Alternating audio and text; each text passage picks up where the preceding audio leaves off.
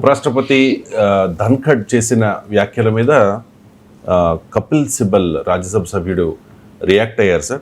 రాష్ట్రపతిని సుప్రీంకోర్టు ఆదేశించజాలదు అని చెప్పి ధన్ఖడ్ వ్యాఖ్యానించారు. ప్రజాస్వామ్య శక్తులపై అణుక్షిపణిని ప్రయోగించరాదు, జడ్జీలు సూపర్ పార్లమెంట్లా వ్యవహరిస్తారా, ఏం జరుగుతోంది, ఎటు వెళ్తూ ఉన్నాం, జీవితంలో ఇలాంటివి చూడాల్సి వస్తుంది అని అనుకోలేదు అంటూ ధన్ఖడ్ వ్యాఖ్యానించారు. దానికి కపిల్ సిబల్ కౌంటర్, రాజకీయ ప్రకటనలు చేసే రాజ్యసభ చైర్మన్ను నేను ఎప్పుడూ చూడలేదు అంటూ ధన్ఖడ్ వ్యాఖ్యల్ని కపిల్ సిబల్ తప్పుపట్టారు సార్. సో ఇక్కడ రాష్ట్రపతి వర్సెస్ సుప్రీంకోర్టు అన్నట్టుగా జరుగుతుంది. ఇప్పుడు రాజకీయ ప్రకటనలను చేసే రాష్ట్రపతిని, ఉపరాష్ట్రపతిని రాజ్యసభ చైర్మన్ ఎప్పుడు చూడలేదు కాదు.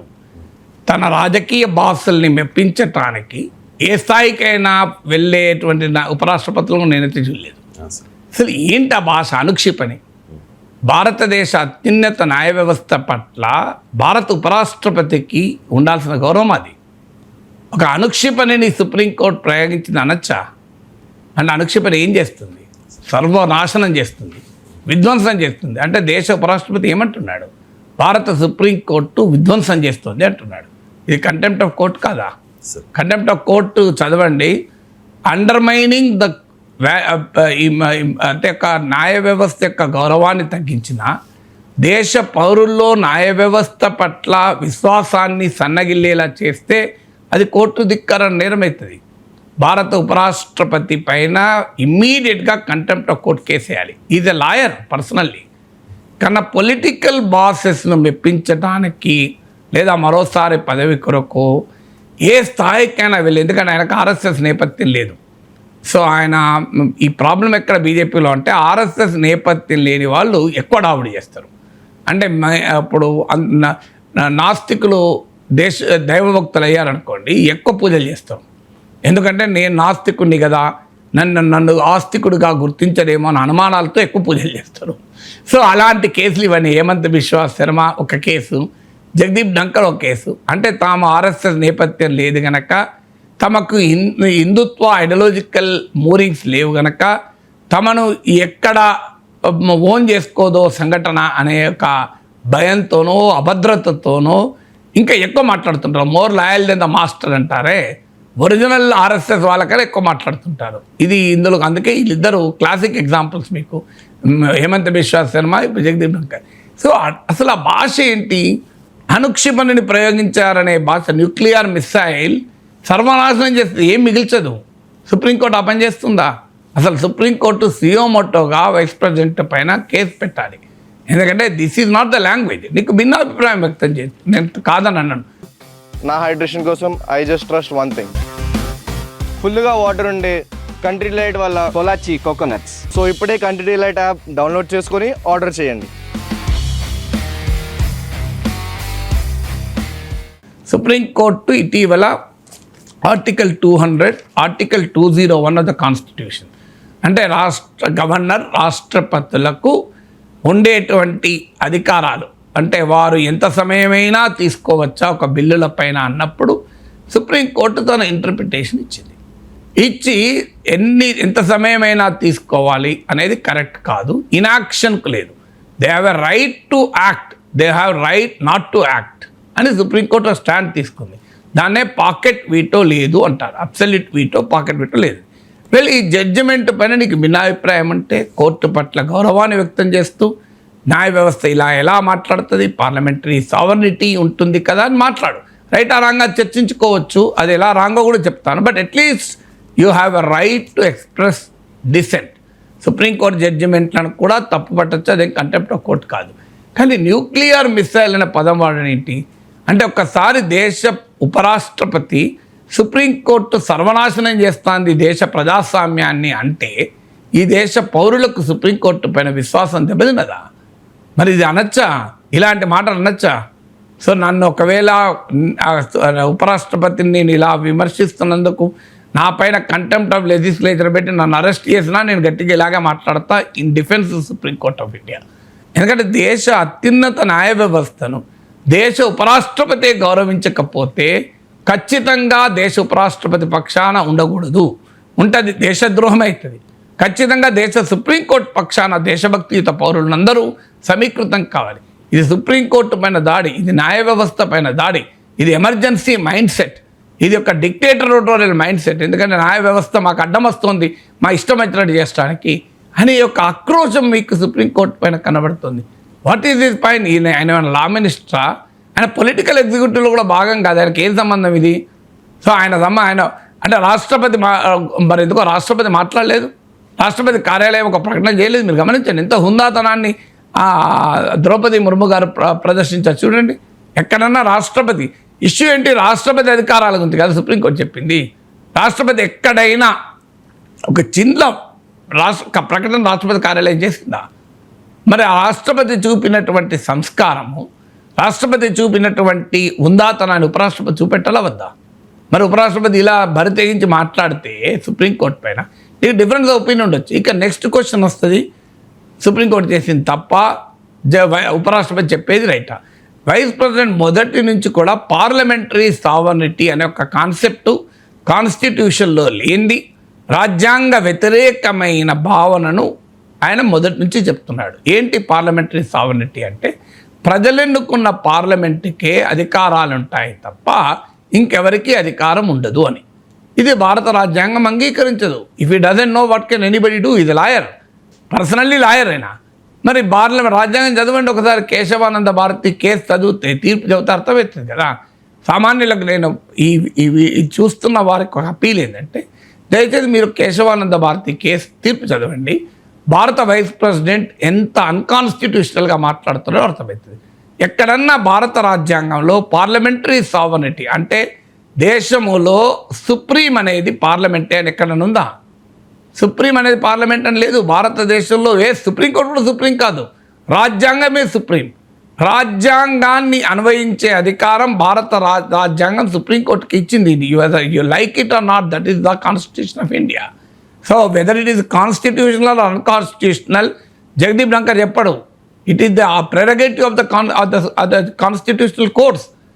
సుప్రీంకోర్టు హైకోర్టులే చెప్తాయి అది రాజ్యాంగబద్ధమా కాదా అని.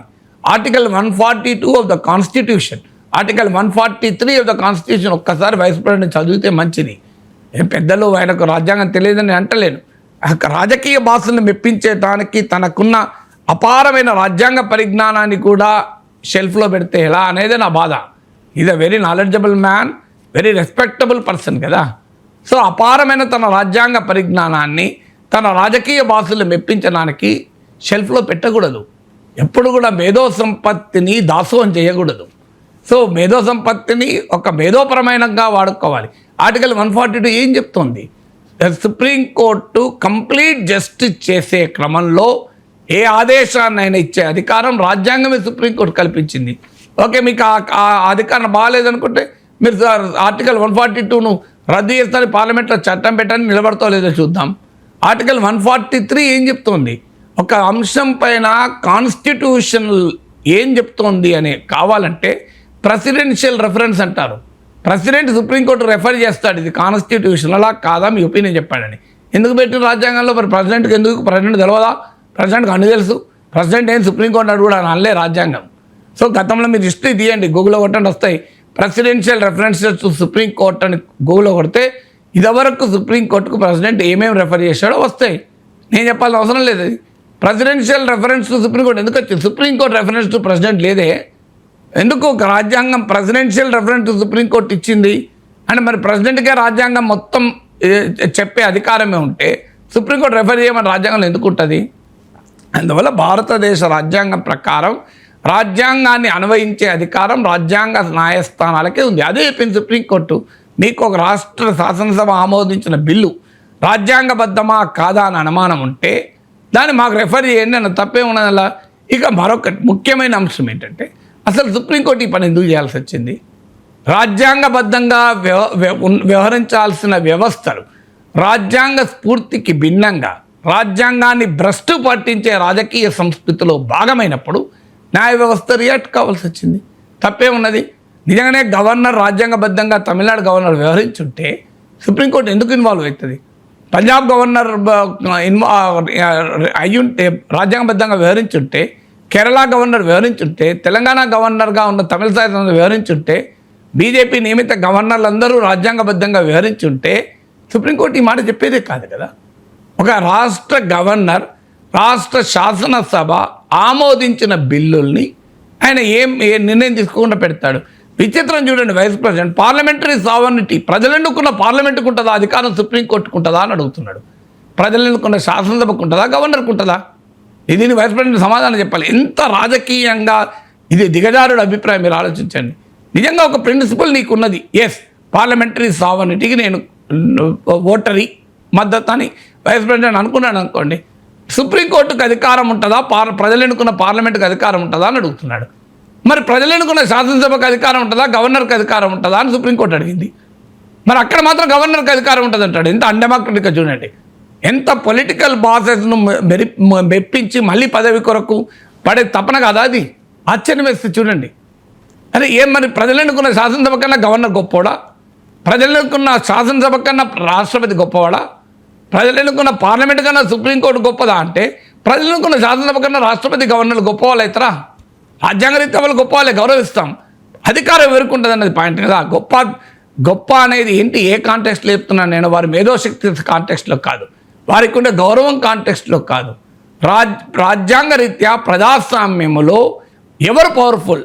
మీరు ముఖ్యమంత్రి పవర్ఫుల్లా లేకుంటే చీఫ్ సెక్రటరీ పవర్ఫుల్లా? చీఫ్ సెక్రటరీని ప్రజలు ఎన్నుకోలేదు. Chief secretary maybe much more bigger intellectual than chief minister.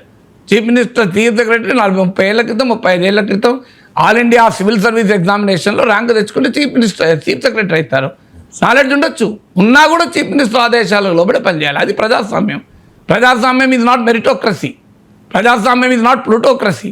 ప్రజాస్వామ్యం ఈజ్ ప్రజాస్వామ్యం, డెమోక్రసీ. అది ఇక నచ్చినా నచ్చకపోయినా శాసనసభ ఈజ్ పవర్ఫుల్ కదా. శాసనసభ కన్నా గవర్నర్ గొప్పవాడైతేలా ఇదో మాట్లాడాడు. అందువల్ల ఎక్కడ భారత రాజ్యాంగాన్ని రాజ్యాంగబద్ధమైన పదవుల్లో ఉన్నవారు ఉల్లంఘించి భ్రష్టు పట్టిస్తే ఆ రాజ్యాంగ పరిరక్షణకు కోర్టులు ముందుకొచ్చిన సందర్భాలు అనేకం ఉన్నాయి. ఆర్టికల్ 356 పైన తీర్పు చదవండి, ఎస్ఆర్ బొమ్మాయి కేసు, మీరు కేశవానంద భారతి కేసు చదవండి, పుట్టుస్వామి కేసు చదవండి, ఇందిరా సాహ్ని కేసు చదవండి. ఇవన్నీ హిస్టారికల్ జడ్జిమెంట్ కాదు. సుప్రీంకోర్టు అద్భుతమైన క్రియేటివ్ జడ్జిమెంట్స్ ఇచ్చి ఈ దేశాన్ని కాపాడింది కదా. అలాంటి సుప్రీంకోర్టు పైన ఏది పడుతుంది నోటికి వచ్చినట్టు దాడి చేస్తే ఈ నరేంద్ర మోడీ ఇద్దరికి పని అప్పచెప్పినట్టున్నాడు. కిరణ్ రిజిజు, ఇంకోటి జగదీప్ ధంకర్, వీళ్ళు రోజు చేసే పని ఏంటంటే కోర్టులు తిట్టడం, సుప్రీంకోర్టును అటాక్ చేయడం. సుప్రీంకోర్టును బలహీనపరచాలి అనేది ఒక పెద్ద వ్యూహం. సుప్రీంకోర్టు బలహీనపరిస్తే ఏమైతే నిరంకుశత్వం వస్తుంది. అది కోరుకుందామా? ఎమర్జెన్సీలో జరిగింది అదే కదా, ఇందిరాగాంధీ చేసింది అదే కదా. సుప్రీంకోర్టు బలహీనపరిస్తే ఈ దేశంలో ఏమైంది? ఎమర్జెన్సీ చీకట్లు వచ్చాయి. అన్ఫార్చునేట్లీ ఆ ఎమర్జెన్సీ వ్యతిరేక పోరాటంలో భాగమైన రాజకీయవేత్తలు, ఎమర్జెన్సీ బాధితులు ఇవాళ మళ్ళీ ఎమర్జెన్సీ మైండ్ సెట్ ప్రదర్శిస్తే ప్రజాస్వామ్యవాదులుగా ఆవేదన వ్యక్తం చేయాల్సి వస్తాయి కదా.